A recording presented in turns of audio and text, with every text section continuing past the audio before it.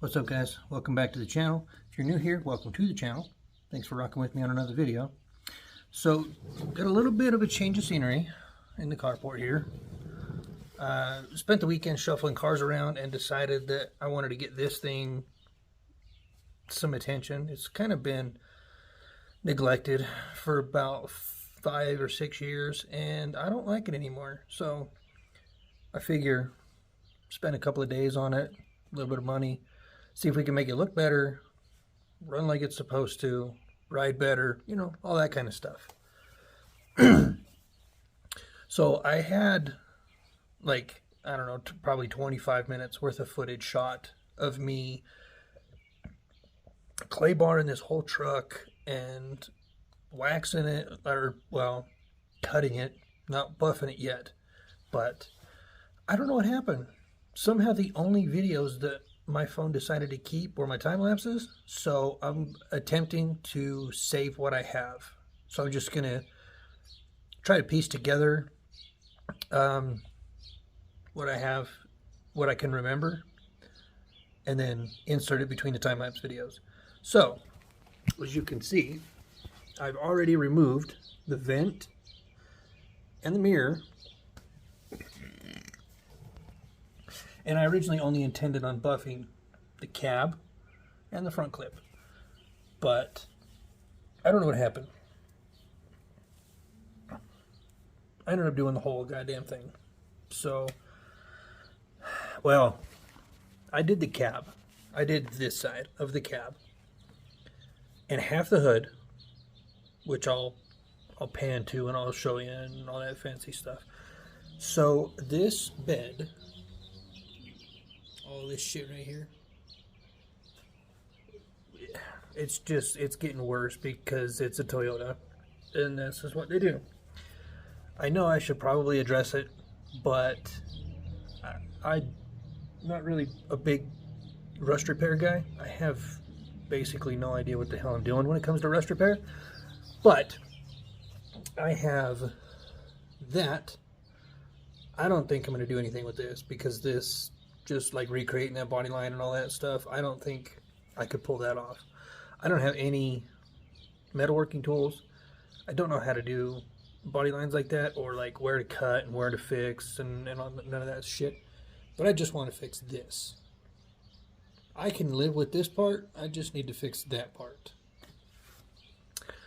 So, let's get to the video, shall we?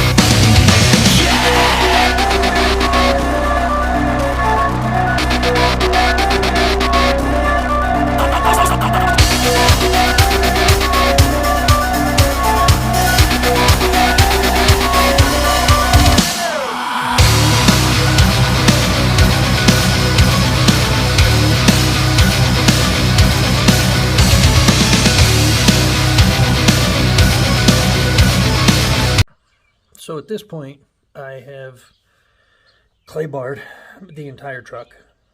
Well, almost the entire truck. My tailgate was white when I bought the truck.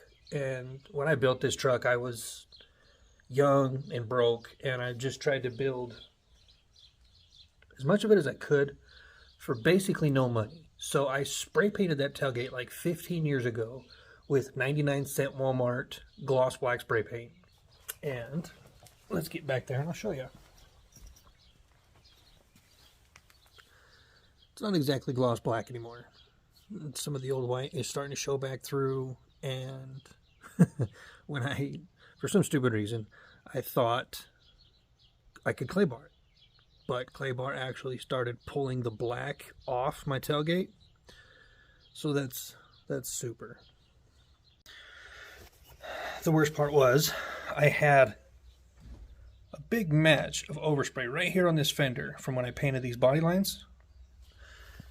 And I made this whole big point about, how cool clay bar was, because you can take off overspray and all that other shit. And then I still thought it was a good idea to clay bar my spray painted tailgate. I don't know what the hell I was doing, but it did not work out. So don't try that. If you have spray painted panels, do not clay bar them unless they're in good shape and clear coated or something. But anyway, by this point you've seen all the clay bar video, and now I will start showing you the buffing video. So what I use is a Harbor Freight Bauer brand, 5 or 6 speed rotary buffer. I have a blue pad, which is like the medium cut, and I'm using Turtle Wax cutting compound for the first go round. So I've got 2 time lapses saved for that. I'll put one of the fender in, and then I will show you the one I saved of the hood. Well, the one my phone saved of the hood.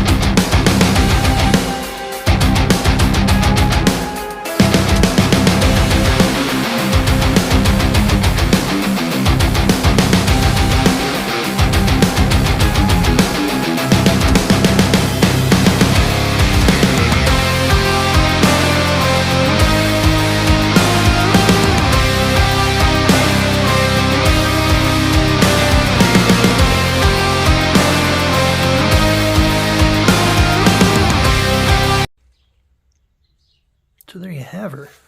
This is one coat, or one pass I should say, of the cutting compound on that buffer. This, I'm not too worried about these. I had a bunch of these just small white rock chips all over this side of the truck, but there's goofy lines right here. Well, you can see these kickers from my rock sliders where the rocks weren't getting, so there was just like weird little streaks. There was no rock chips. So now I got most of them out. I'm not too worried about it. This thing's not a show truck. It's an off-road truck. It's like a tow truck, like a recovery vehicle. But I do want it to be pretty because it is black and it's a Toyota. This is the side that I buffed. This is the unbuffed side. You can see there's a big difference between these two. And here,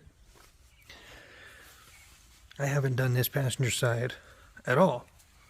I haven't touched it, and you can tell it's in pretty rough shape.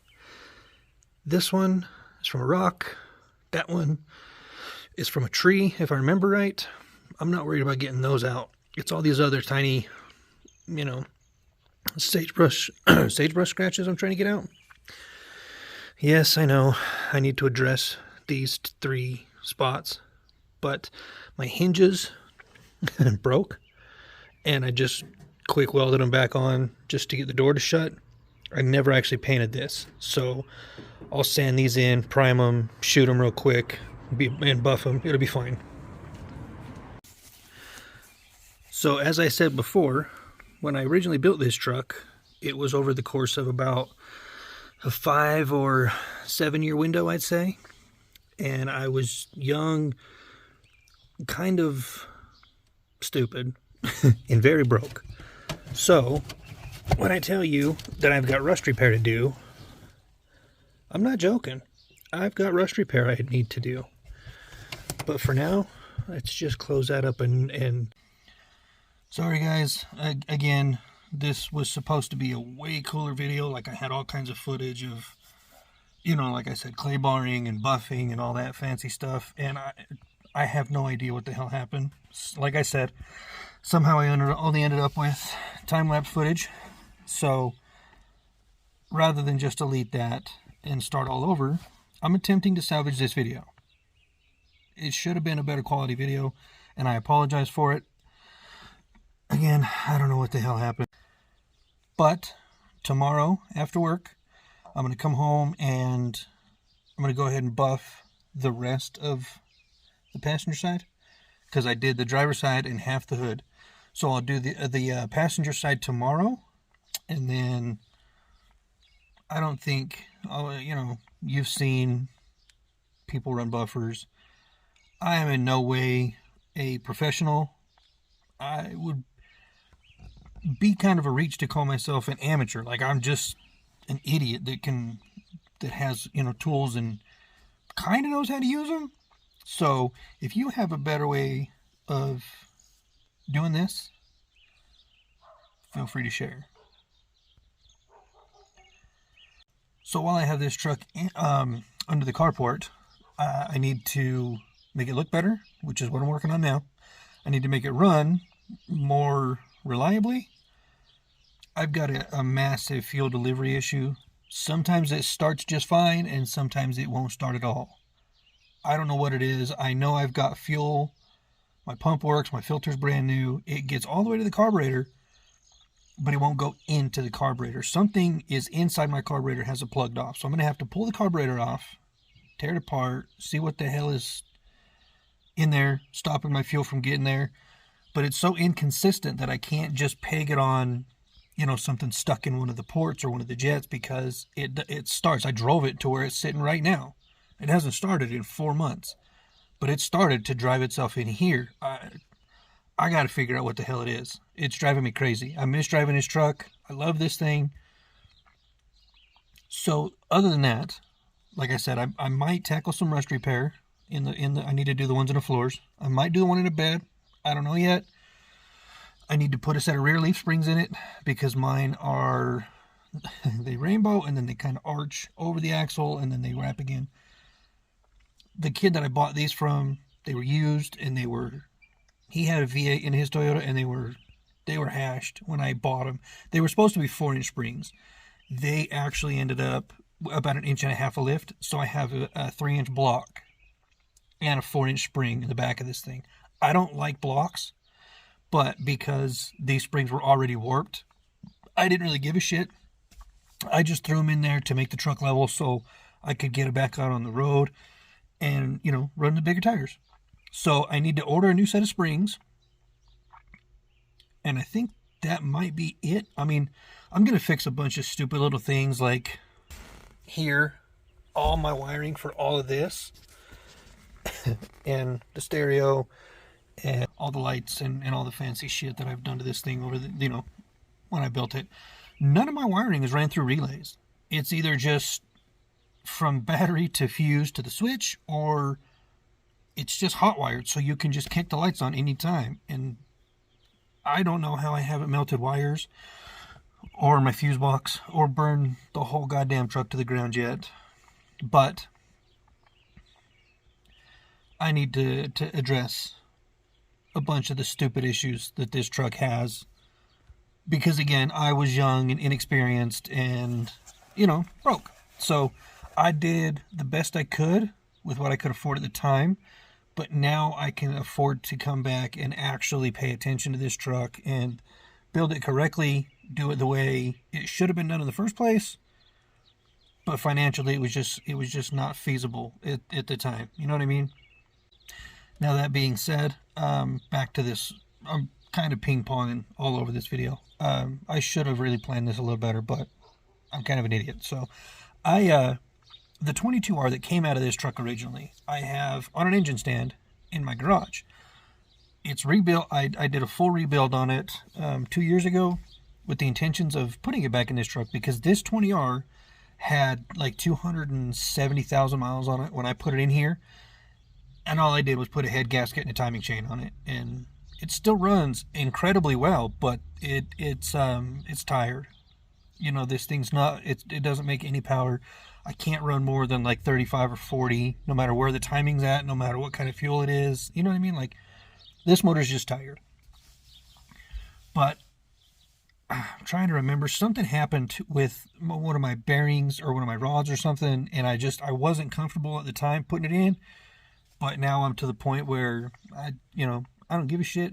It's rebuilt, it's complete, and I am debating on digging it out and just doing a heart transplant while I got it in here. I mean, 20Rs are cool for a two-wheel drive truck, but for four-wheel drives, it's got to be a 22 or bigger. But I don't want to put a bigger motor in this truck and have to go through all that mess. I was supposed to do the 7M swap out of my Supra, but that rebuild kit is stupidly expensive. Like, I built this entire truck for what that rebuild kit would cost me. And I don't really think that that's a route that I'm willing to go right now. I might change my mind later on down the road, but as of right now, I'm not going to put that 7M motor in this truck just because of the price of the rebuild kit. Hopefully they come down, but they probably won't. I'll probably end up just parting the car out at some point and making my money back off of it. I don't know. Anyway, sorry, I'm rambling. I'm going to cut this off before you lose any more interest if you're still watching. So, stay tuned. This should be a decent little build series as long as everything goes the way I plan it. It should be a pretty decent little video series. So, thanks for watching. And remember, guys, your dreams don't work unless you do.